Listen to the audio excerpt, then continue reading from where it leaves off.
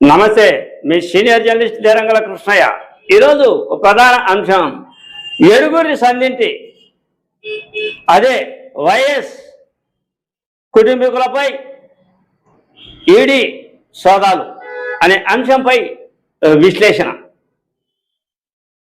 గత ప్రభుత్వం నుంచి అంటే వైఎస్ జగన్మోహన్ రెడ్డి ముఖ్యమంత్రిగా కొనసాగినన్నాళ్ళు వాళ్ళ అధికారం చలాయించినట్లే ఉందా? అప్పుడు సిబిఐ కూడా అవినాష్ రెడ్డిని ఏమీ చేయలేని పరిస్థితి.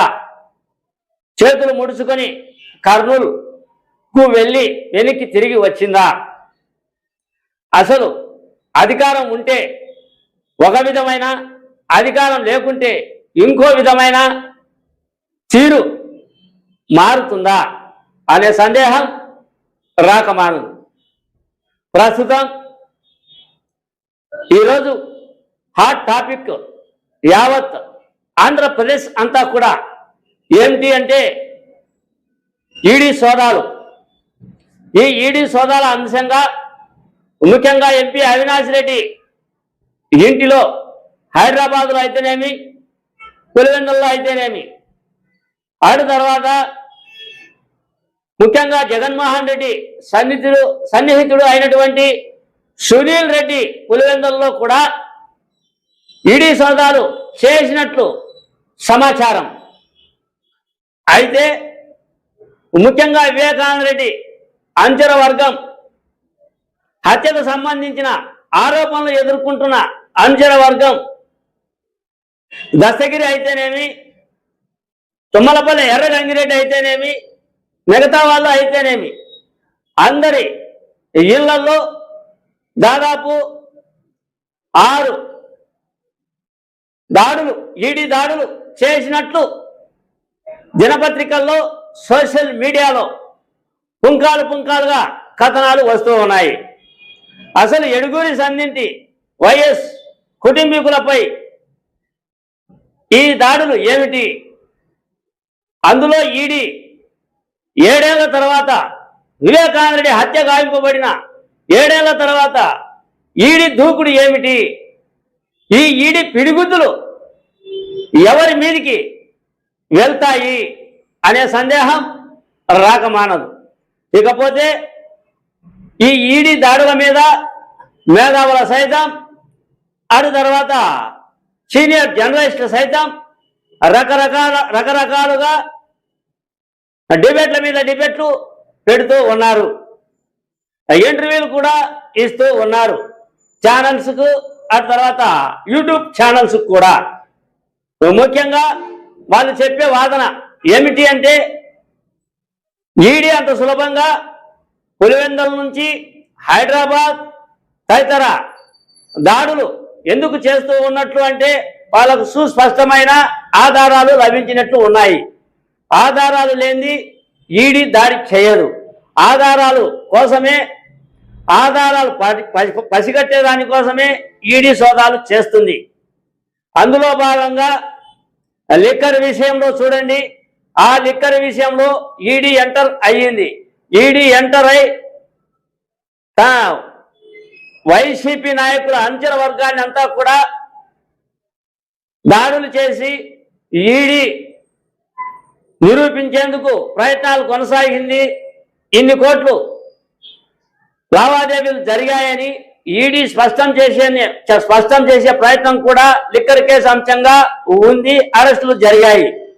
ఆ కోణంలోనే ఇప్పుడు 7 ఏళ్లు కావస్తున్న దివంగత నేత వైఎస్ వివేకానంద రెడ్డి హత్యకు సంబంధించి కోట్ల లావాదేవీలు జరిగాయి అని కొందరు 4 కోట్లు, కొందరు 40 కోట్లు అని చెప్పుకుంటూ ఉన్నారు.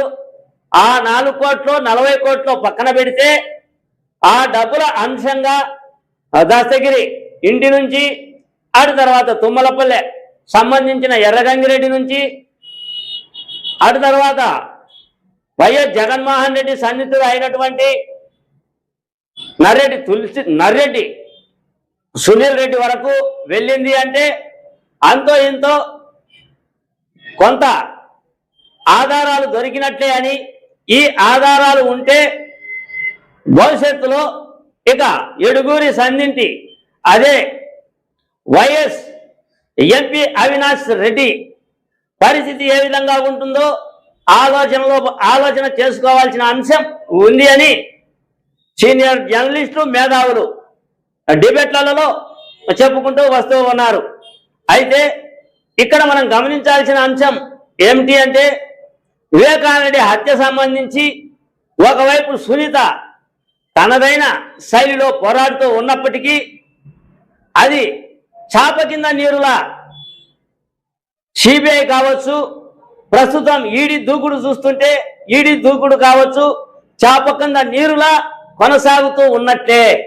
అంటే వివేకానంద రెడ్డి కేసు హత్యాంశం తుది దశకు చేరుతుందా? తుది దశకు చేరేందుకే ఈ ఈడీ సోదాలు జరుగుతూ ఉన్నాయా? ముఖ్యంగా ఎంపీ అవినాష్ రెడ్డి ఇంట్లో ఈడీ సోదాలు చేసి దాదాపుగా 2 సంచులతో ఆ పేపర్లు అయితేనేమి, ఇతర రకాలైన వస్తువులు అయితేనేమి తీసుకువెళ్ళినట్లు ఇది కూడా మీడియాలో వస్తున్న వార్తా కథనం. ఈ కథనాల అంశాలన్నీ దృష్టిలో ఉంచుకుంటే ఈరోజు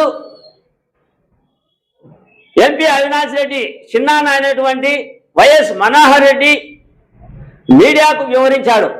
ఆయన ఏం చెప్పుకొచ్చాడు అంటే, ఈడీ ఎంపీ అవినాష్ రెడ్డి ఇంట్లోకి వెళ్ళింది కానీ వాళ్ళు పెద్దగా ఇబ్బంది పెట్టలేదు, కేవలం డాక్యుమెంట్లు మాత్రమే, స్థలాలకు సంబంధించిన డాక్యుమెంట్లు మాత్రమే తీసుకువెళ్ళారు.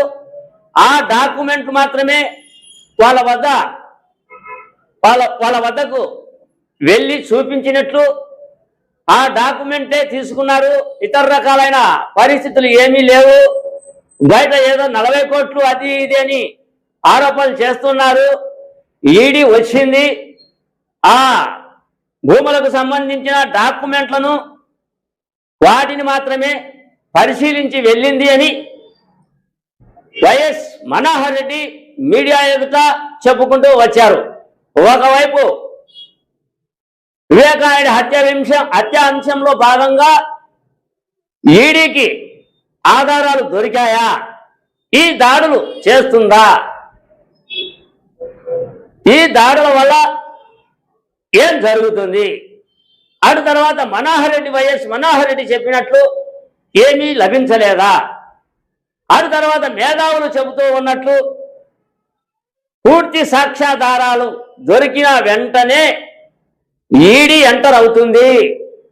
కాబట్టి ఈడీకి ఖచ్చితంగా ఈ దాడుల్లో వైఎస్ వివేకానంద హత్యకు సంబంధించిన లావాదేవీల్లో అది 4 కోట్లు కావచ్చు, 40 కోట్లు కావచ్చు, దస్తగిరికి సంబంధించి 20 కోట్లు కావచ్చు, గంగాధర్ రెడ్డికి ఇస్తున్నామని, చనిపోయిన గంగాధర్ రెడ్డికి ఇస్తున్నామన్న 10 కోట్లు కావచ్చు. ఇవన్నీ కూడా పరిశీలనలో భాగంగా డబ్బులు ఏ విధంగా ట్రాన్సాక్షన్ జరిగాయి, డబ్బులు ఏ విధంగా వెళ్ళాయి అనే పూర్తి సమాచారంతోనే ఈడీ ఎంటర్ అయ్యిందా అన్నది మేధావులు చెప్పుకుంటూ వస్తున్న, సీనియర్ జర్నలిస్టులు చెప్పుకుంటూ వస్తున్న పరిస్థితులు. ఏది ఏమైనప్పటికీ ఏడుగురి సంధింటి వైఎస్ కుటుంబీకుల్లో పులివెందులకు సంబంధించిన మొట్టమొదటిసారి ఈడీ దాడులు జరిగాయన్నది సుస్పష్టంగా అర్థం అవుతుంది అన్నదే నా ఈ చిన్న వీడియో. మీ సీనియర్ జర్నలిస్ట్ దేరంగుల కృష్ణయ్య. నమస్తే.